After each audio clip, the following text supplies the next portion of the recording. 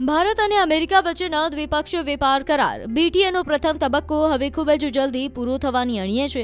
ત્યારે આ મામલે વાણિજ્ય સચિવ રાજેશ અગ્રવાલે સોમવારે જણાવ્યું કે આ કરાર મુખ્યત્વે ટેરિફ સાથે જોડાયેલા મહત્વના મુદ્દાઓને ઉકેલવા પર કેન્દ્રિત છે। બંને દેશો છેલ્લા કેટલાક મહિનાઓથી સ્ટીલ અને અન્ય વસ્તુઓ પર વર્ચ્યુઅલ ચર્ચા કરી રહ્યા છે। આ કરાર બે ભાગમાં વહેંચાયેલો છે। એક ભાગને પૂરો કરવામાં વધુ સમય લાગશે, જ્યારે બીજો ભાગ એટલે કે પ્રથમ તબક્કો માત્ર ટેરિફના મુદ્દાઓ હલ કરશે। આ પ્રથમ તબક્કામાં અમેરિકાએ ભારતીય માલ પર લગાવેલા 25% સામાન્ય ટેરિફ તથા રશિયન તેલ ખરીદીના કારણે લગાવેલા વધારાના 25% દંડાત્મક ટેરિફને પણ સામેલ કરવામાં આવશે। અગ્રવાલે કહ્યું કે જવાબી ટેરિફ અને અમેરિકન બજારમાં વધુ પ્રવેશની ચિંતાઓ દૂર કરવાવાળું એક પેકેજ હવે અંતિમ તબક્કામાં છે। ટૂંક સમયમાં આ પેકેજ પર સહમતિ થઈ જવી જોઈએ। આ સમાચાર એવા સમયે આવ્યા છે જ્યારે વાણિજ્ય અને ઉદ્યોગ મંત્રી પિયુષ ગોયલે રવિવારે કહ્યું હતું કે અમેરિકા અને યુરોપિયન યુનિયન સાથેના મુક્ત વેપાર કરારો પણ ખૂબ જ જલ્દી પૂરા થવાની આશા છે। મુંબઈમાં એક કાર્યક્રમમાં તેમણે કહ્યું કે આશા છે કે યુરોપિયન યુનિયનનો કરાર અને અમેરિકી કરાર પણ જલ્દી પૂરો થશે અને તમે મોટા પાયે નિકાસ કરી શકશો। પરંતુ આ બધા બજારો પર્યાવરણ અને સસ્ટેનેબિલિટી પર ખૂબ જ ધ્યાન આપે છે।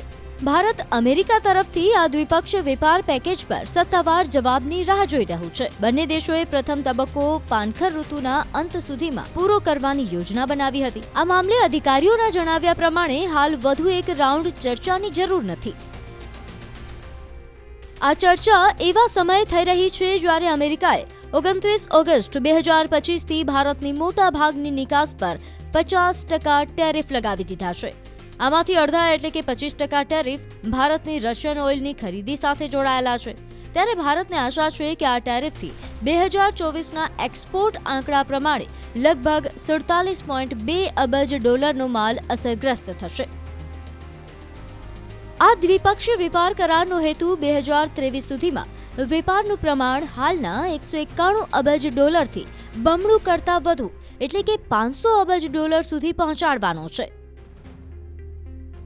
અમેરિકન રાષ્ટ્રપતિ ડોનાલ્ડ ટ્રમ્પે ભારતીય શિપમેન્ટ પર 25% ટેરિફ લગાવ્યા હતા અને રશિયન તેલની ખરીદીના કારણે વધારાના 25%નો દંડ લગાવ્યો। જો કે ભારત પોતાના ટોટલ ક્રૂડ ઓઇલના ઇમ્પોર્ટનો મોટો ભાગ રશિયાથી લાવે છે, જ્યારે અમેરિકાથી માત્ર 10% જેટલો જ આવે છે। એટલા માટે ટ્રમ્પ ઈચ્છે છે કે ભારત રશિયન તેલની ખરીદી ઘટાડે અને અમેરિકા તથા તેના સાથી દેશો પાસેથી વધુ તેલ ખરીદે। આ કરાર ભારત અને અમેરિકા વચ્ચેના વેપારી સંબંધોને મજબૂત કરવાનું મોટું પગલું છે। ટેરિફના મુદ્દાઓ પર સમાધાન થવાથી બંને દેશો વચ્ચે વેપાર સરળ બનશે। ભારતના નિકાસકારો માટે આ ખૂબ સારા સમાચાર છે, કારણ કે તેમને અમેરિકન બજારમાં વધુ સારી પહોંચ મળશે। જો કે બીજા તબક્કામાં અન્ય મુદ્દાઓ પર વધુ સમય લાગી શકે છે। ભારત સરકાર આ કરારને લઈને ખૂબ જ ઉત્સાહિત છે અને આશા રાખે છે કે આનાથી બંને દેશોના આર્થિક સંબંધો નવી ઊંચાઈએ પહોંચશે। આ કરાર માત્ર વેપાર વધારશે નહીં, પરંતુ રણનીતિક ભાગીદારીને પણ મજબૂત બનાવશે।